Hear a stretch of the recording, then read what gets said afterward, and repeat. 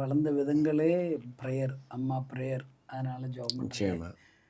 Bible reading. அதான் இன்ன நிச்சயமா. வரைக்கும் ஒரு இன்னைக்கு நான் நாளைக்கு சொல்றது, எப்படி இன்னைக்கு ரொம்ப அது? பேர் சிஸ்டமேட்டிக் பைபிள் ரீடிங்கே இல்லை. ம். அதாவது அந்த word I want underline, systematic Bible reading. சும்மா ம். பைபிளை திறக்கிறது, ஒரு 23ஆம் சங்கீதத்தை வாசி, 90ஆம் சங்கீதத்தை வாசி, இப்படி 46ஆம் சங்கீதத்தை வாசி, இப்படி போயிட்டு இருக்காங்க இல்லையா.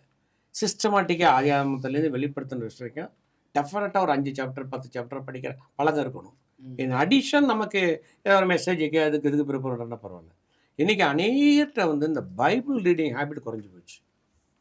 So I want to emphasize, நம்ம யாராக இருந்தாலும் சரி, கிராமத்து ஊழியமாக இருந்தாலும் சரி, படித்தவங்களாம் சரி, குறிப்பாக வாலிப பிள்ளைங்களுக்கு, நீங்கள் வாலிப பிள்ளைங்க இருக்கன்னா சொல்லணும்னா, இன்றைக்கி நீங்கள் பைபிள் படிக்க ஆரம்பிங்க. என்ற ஜீவனம் சொல்லுவார், நான் இந்த வேதாமத்தை நான் சுமந்தேன், இப்போ இது என்ன எல்லா இடத்துக்கும் சுமந்து கொண்டு போகுது. அல்லேலூயா. நான் கையில் எங்கே போனாலும் பைபிள் வச்சுருவேன், வைக்கப்பட மாட்டேன். ஆனால் இந்த பைபிள் இன்றைக்கி என்ன பல இடத்துக்கு கூட்டிகிட்டு போகுதுன்னு அவர் சொல்லி நான் கேட்டிருக்கிறேன்.